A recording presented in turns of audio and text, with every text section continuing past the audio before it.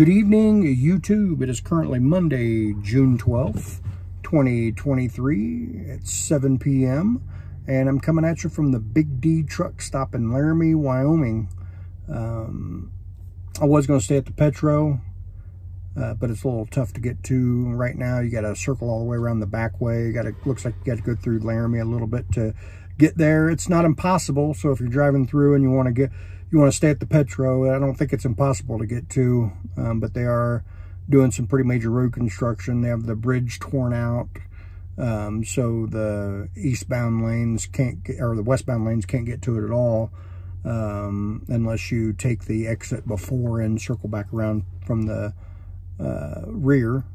And the westbound lanes, they had the exit ramp completely torn up as well, so I couldn't even exit on the road that the Petro is on. But the Big D, it's pretty nice. The parking lot is pretty nice. It's got a little bit of a slant to it, but other than that, yeah, it looks like a pretty decent truck stop. It's got about 15 spots or so, and it is a Sinclair fuel stop. The truck stops in Laramie are the Flying J, the Loves, and the Petro, and they're all right up there at about the same exit. Like I said, they're a little tough to get to, but you can still get to them. Definitely the westbound lanes are okay right now for the Loves and Flying J or Pilot. Same, Flying J and Pilot are the same thing, but I don't remember which one it is. The only one that's a little, it's a little hairy to get to at this point would be the Petro, only because you got to drive through a little bit of the town and come around from the backside. So it just boils down to whether or not you want to do it. For those of you who don't know, I've been driving a truck now for 2 years, well, a little bit more than 2 years, I guess. I retired as a cop after serving 25 years. I retired as a detective in the Special Victims Unit, so I investigated special victims cases. And yeah, it was just time for me to retire. Had 25 years in, the pension was good. It wasn't going to get any better for 4 years, so mathematically it just made sense for me to go ahead and go now. My retirement is 62.5% of my salary, and that's my total gross salary, and I did a lot of overtime, so my total gross salary was pretty damn good as a cop. But anyway, I got on here. I started this YouTube channel to try and talk about some of the things I've investigated and been involved with throughout my career. And I've been involved in some pretty good stuff. I got some pretty good stories to tell, I think, if you're willing to listen. But I also have talked about things like what it's like to be a cop, a day in the life and to be a cop. It's not nearly as easy as what people think about it. And I'll also do response videos sometimes to, well, I guess they're not really response videos because I'm not sending them to anybody. I'll just post a video responding or talking about, I guess, a negative interaction with law enforcement that sometimes people record, and sometimes it's not as negative as you think. Sometimes it's not negative at all, and I'm not one of these cops that, I'm not going to side with a cop just because I was a cop. I don't do that. Never did that. It is what it is. We're all humans, and being a cop really isn't as easy as what people think. There's a lot going on, a whole lot of moving parts, and every situation we're in is completely fluid, and you got to be able to go from 0 to 100 and 100 to 0 in about a drop of a hat. Just that quick. But anyway, if you want to hear my opinion and my discussion on that kind of a topic, like I said, I've done a couple of videos covering a lot of that. I think today I want to talk a little bit about a pretty cool car chase that I got in several years ago when I was in patrol still. So if you want to stick with me for that long, I'll tell you about the car chase, but I want to talk a little bit about trucking first, because I do talk about trucking as well. The topic I want to cover in trucking today is letting people who are younger than 21 drive. that was actually a discussion I got into online with somebody recently, because there was basically, you know, an opinion or a poll, I guess, wanting to know what are people's thoughts on 18-year-olds driving interstate. I don't have a problem with it, to be honest with you, because as a cop, I've dealt with, you know, 17 and 18-year-olds that were more of an adult than a 25 and a 30-year-old. You know, I mean, it is what it is. I mean, in my state, an 18-year-old can drive a commercial vehicle within the confines of the state, but they can't leave the state line. You know, they can't cross state lines. So they can literally drive, you know, across the entire state. I'm assuming a multi-day trip if they wanted to, but they just can't cross a state line even for a 50-mile round trip from one city to another. I just don't understand the logic of that. And one person had responded to me about when I gave my input, and they wanted to talk about, or they responded and mentioned that, you know, about maturity and things like that. Well, that got me kind of thinking, you know, what other kind of things can people do who are, you know, not 21? And so I started doing just some random internet searches on things that people can do at young ages. One of those things is a person can pilot a boat. In all 50 states, it was, so the states set their own age range or age limits on that one. But it looked like typically it was between 12 to 16 years old, except for Louisiana. Louisiana was 10. A 10-year-old can drive a boat in Louisiana. So, you know, and that's, you know, they're out driving a boat around other boats, around swimmers, around fishers, people fishing, fishers, around people fishing, and, you know, jet skiers and tubers and all that. But another thing that people can do before they're 21, you can captain a ship at 19 years old. A ship, okay? And that's, you know, and that's, you can do commercial vessels, such as, you know, like shrimp boats, lobster boats, tuna boats, whatever. And you can also have passengers. So at 19 years old, you can captain an entire ship, but you can't drive a semi-truck across state line. You can't do that. You can fly a plane solo at 16 years old. You can fly a glider and a balloon solo at 14. At 18 years old, you can fly commercial. So that would be like probably tourist planes or crop dusting planes. I don't know if you guys seen the crop dusting planes, but man, they're basically putting on an air show whenever they're doing crop dusting stuff. I mean, they do some pretty impressive maneuvering. But you can be 18 and fly a commercial plane. 23 to work for the airlines, though. It looked like the minimum age to be a commercial airline pilot was 23. And to be special forces, well, to be training, to start your training as special forces in the military, you can be 17. So those are just a handful of things that I looked up that you can do younger than 21, but for some reason can't cross state lines in a commercial vehicle at 21 years old, as a commercial driver. Don't know why. Doesn't make sense, because to be honest with you, trucking's pretty easy. I mean, there's not a whole lot to it. I mean, you know, I mean, it definitely isn't very hard. But anyway, so that's my 2 cents on that topic. So I want to get into the car chase now. This was a pretty fun car chase. It was pretty high speeds. The helicopter was involved, and basically it was pretty wicked. So one day I'm sitting on the southwest side of town, and I was bored, and it was one of the rare occasions that I would actually run radar.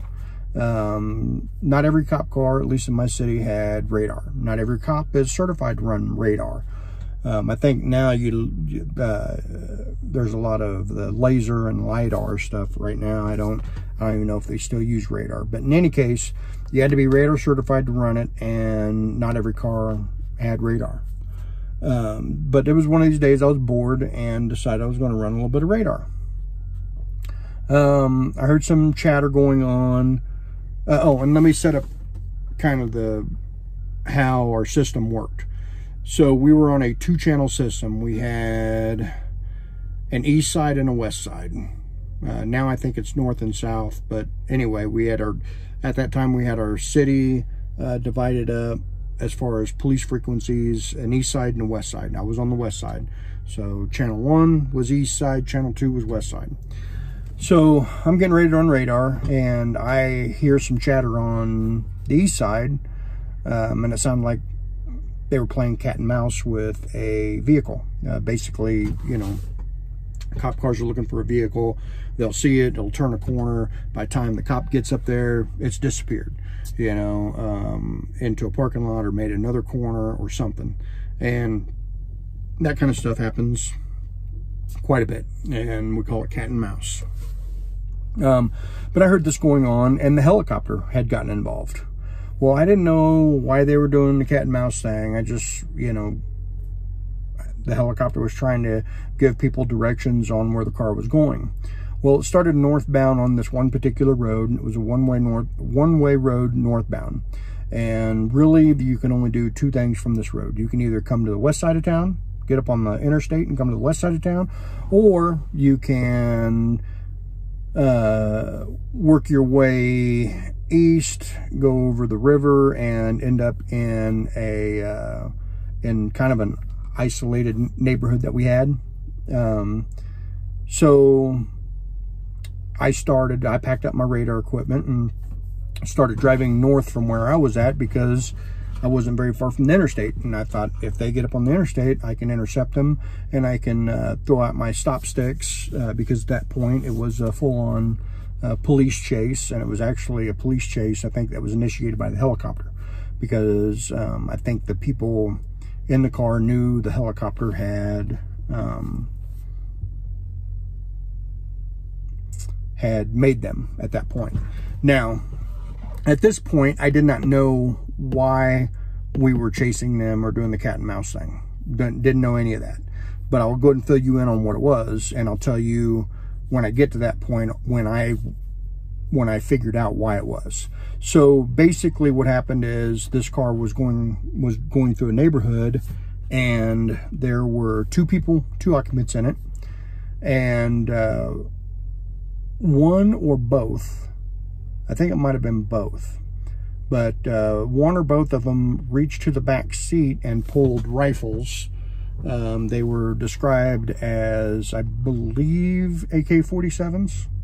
Not 100% sure. They could have been described as SKSs, basically the same rifle. One's Russian, one's Chinese, I think. Not a big gun guy, but I think that's right. Not 100% sure. But it's basically the same gun. Anyway, and they had pulled bandanas up over their faces. And let me throw out a disclaimer real quick. If I'm a little inaccurate on something, it's because I'm going by memory. All my reports, my evidence, my testimony, that is what's correct. Just in case anybody ever tries to say that, you know, I'm not being truthful. And the reason why I say that is because maybe it wasn't a bandana. Maybe it was a t-shirt. Maybe it was a mask. I don't know.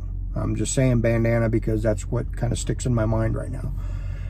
So anyway, so they pulled these rifles up from the back seat, put them in their lap, pull up their faces, covering their faces with bandanas. They were going to do one of 2 things, I believe, at that point. I believe they were either going to do a drive-by on a house, or they were going to do a drug rip. Basically, raid a drug house and rip them off. Those are about the only 2 things I could think of that they would be doing. Driving through a neighborhood, masking up, and getting their guns ready. So during the whole cat and mouse thing, the car stopped and the passenger had got out and was able to get undercover somewhere and basically split up from the car, and they couldn't ever find the passenger. We think it was the driver's brother, but we could never find the passenger. And but the helicopter is just going to stay with the car. That's just what's going to be the logical thing to do. So anyway, so the car is driving north on that road that leads to the interstate. And as soon as they get up on the interstate, they're coming westbound towards me.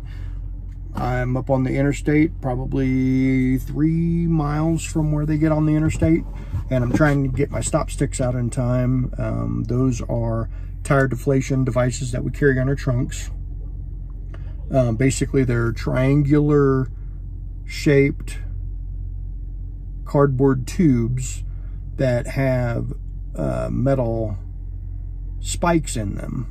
And when you run over the tube, you collapse it, you collapse the tube, and then the metal spikes stick into your tires, and as you rotate, the tips will fall off of the spikes, turning them into a straw, basically.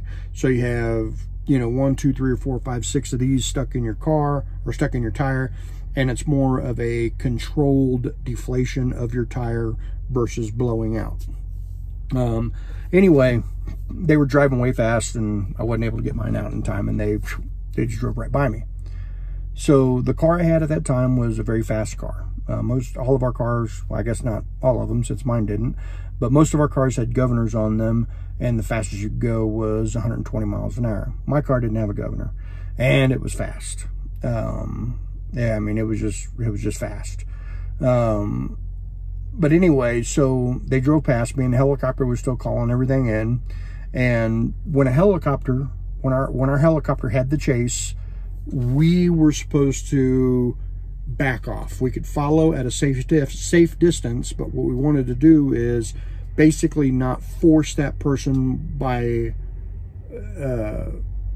to do things by chasing him, I guess supposedly is what that policy was meant to do, thinking that if the police car backed off, then they would find a place to try and hide, or they would drive home, or they would get into a neighborhood and drive sensible, I guess. It never really ends that way. People are always still running. And in this case, they knew the helicopter was chasing them, because they were the ones that actually initiated the actual pursuit from the, you know, it started out as a cat and mouse thing with the police cars, and then when the helicopter got involved, they said they were clearly trying to evade them, so they went in and called in the pursuit. So anyway, so I get in my car, and I'm following at a safe distance, and the helicopter is giving updates over the radio as to where they're at. I hear my corporal at the time running lights and sirens, because when he keyed up his radio, I could hear him running sirens, and he said something along the lines, he should be coming up on him anytime. Well, there wasn't anybody in front of me, and I looked back and there wasn't anybody behind me. So I got on the radio and I asked him if he wanted me to go ahead and engage, because I heard his siren on. And he went ahead and gave me permission to go ahead and engage, because this guy wasn't going to stop anyway, even for just a helicopter. So at that point, I had my lights and sirens, started closing up the distance. And I was pretty far back, but like I said, you know, my car, it would do every bit of 140, 145 mile an hour. And the road we were on was a very flat, very straight, very big road, and it was safe to do that under those circumstances, and there was no other traffic. That's the key thing in chases. Traffic. You got to know, you can't be doing that kind of stuff. And if it was heavy traffic, nope, not going to be doing that stuff. In fact, we probably wouldn't have been involved at all if it was heavy traffic. Probably would just let the helicopter continue following them, and then we would follow up at a safe distance. But anyway, so I start closing in the distance, and that's when I learned why they were trying to stop this guy. And I learned that they had a rifle, or, well, there was a rifle in the car. So I'm driving, trying to charge my rifle, because I had a rifle as well, and I'm trying to charge it, and then I decide, well, if this guy stops his car and gets out and starts shooting at me, I'm not going to stop. I'm just going to keep rolling. You know, my car would be a weapon of necessity at that point. But anyway, so he keeps driving, and the chase is on, and I close up the distance. A little bit into the chase, a sheriff's deputy, you know, he hears the chase going on, and I patrolled within the city, and then we have sheriff's deputies that patrol the county, but they can also come in the city for things. Well, at this point, we had ran from the city out to the county, and there was a deputy that was waiting on me. He got in between me and the suspect, and he actually slowed me down because his vehicle wasn't as fast as mine. But our helicopter was calling in, you know, any direction changes and clearing us for traffic and all that. So we go way out in the county. We go way up north. We go into the neighboring county. The deputy tells me that he has to back off and get permission to proceed into the neighboring county. I didn't, so I just kept pursuing. Well, at that point, the neighboring county had 2 sheriffs waiting on me at the county line. They followed in behind us. Then we had troopers involved, and this guy was Native American, and he had family that lived up on the reservation just north of town, and he thought that if he could make it to the reservation, he was safe. Like, we couldn't chase him on the reservation. But by the time we got to the reservation, we had reservation police that had gotten involved in this. So all in all, we had my agency, the county that we're in, the neighboring county, the highway patrol, and the tribal police were all involved in this chase.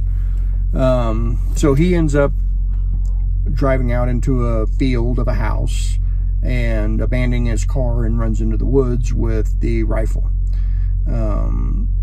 Thankfully, the guy came out unarmed, because my sergeant at the time, he was there with his rifle, and you know, it may not have ended good had the guy, well, it would not have ended well for him if he came out with his rifle.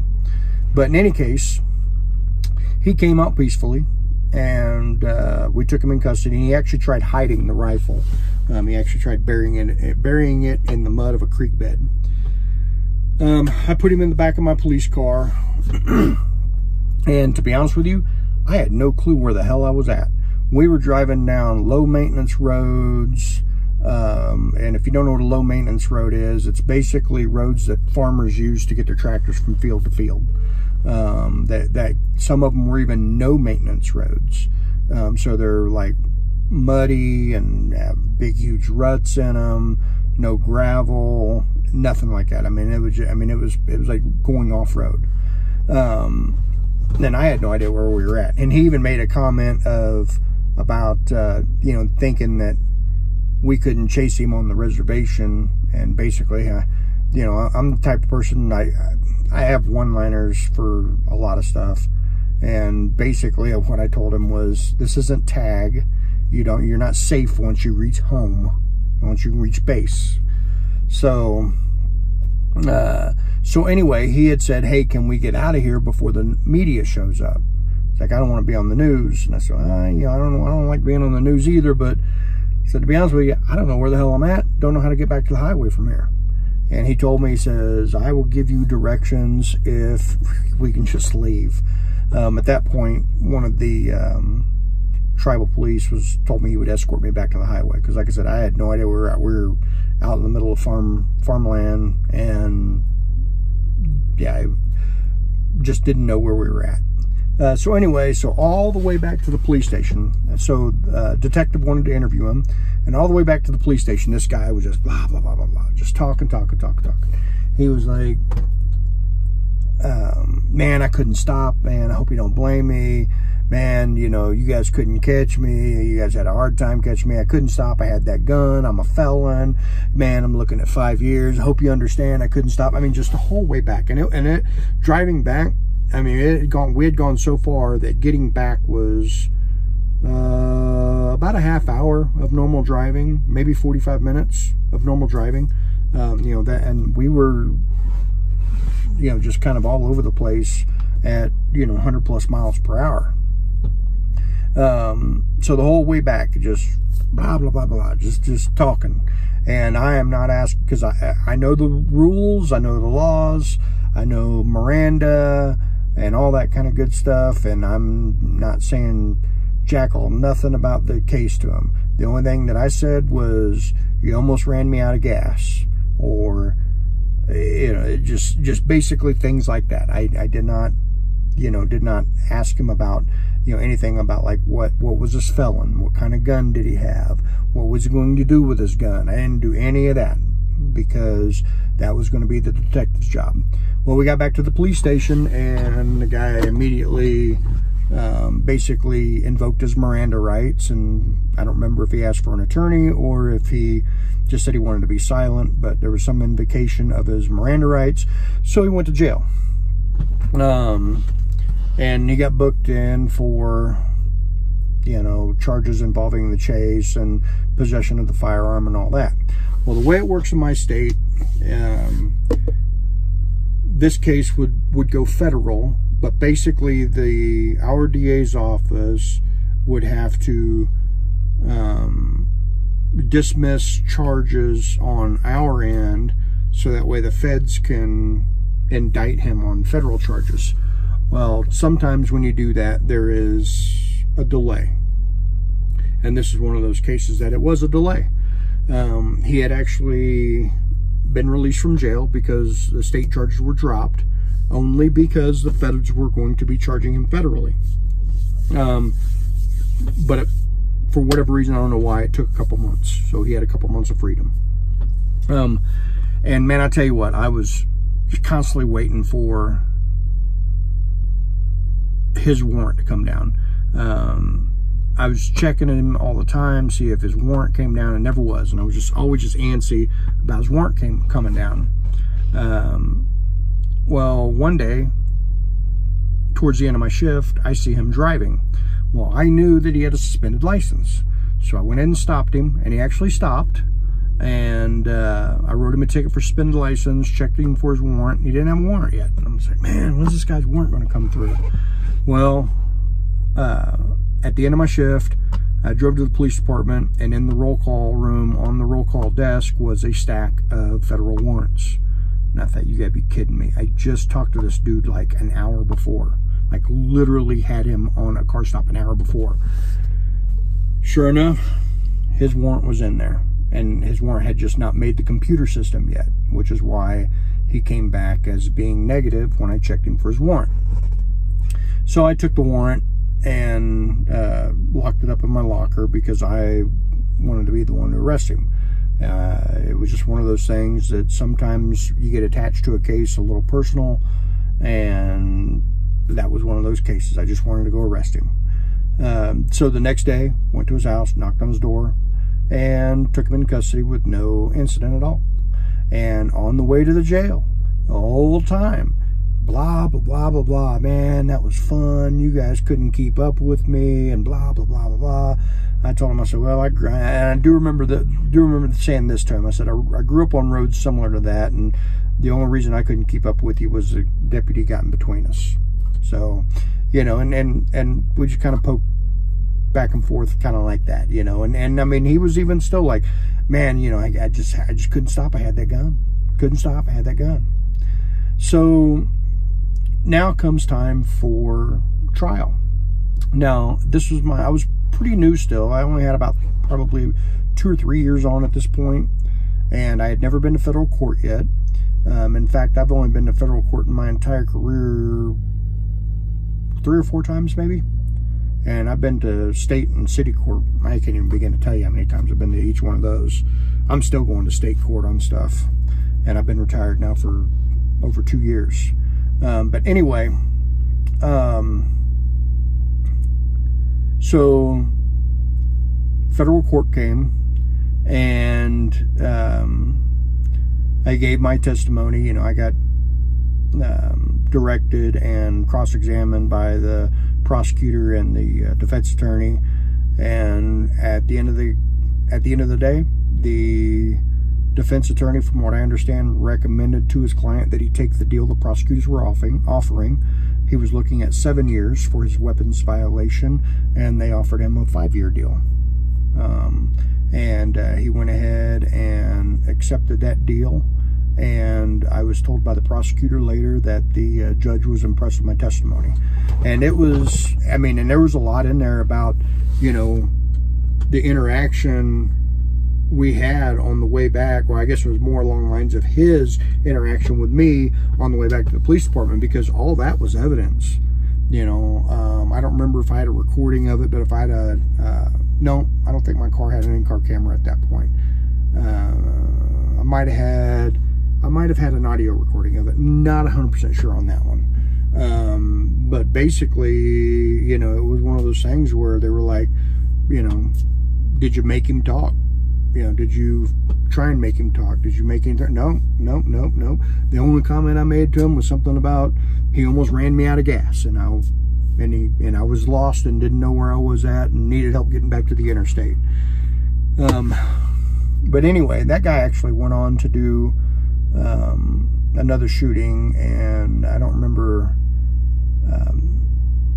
I know the homicide squad was looking for him, and that was when I was in special victims, I believe, and but don't know what happened with him as far as the shooting goes. But my car chase was pretty fun.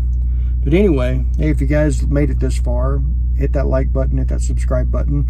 If you got a comment, leave a comment. If you want to start a conversation, let's start a conversation. If you want me to talk on a topic, if you want me to speak about a topic, you know, feel free. You want to ask my opinion on something, feel free. You know, like I said, I don't side with cops just because they're cops. You know, I don't expect people to side with me just because I was a cop, or don't expect cops to side with me just because I'm a cop, or just because I was a cop. But anyway, yeah, you know, got questions, ask away. Got opinions, let me know. And let me tell you, people's opinions, they're going to differ. And just because my opinion is different than a lot of people's doesn't mean that I'm right and they're wrong, or I'm wrong and they're right. You know, it's just, it is what it is. It's just different opinions. So, but anyway, you guys have a good day.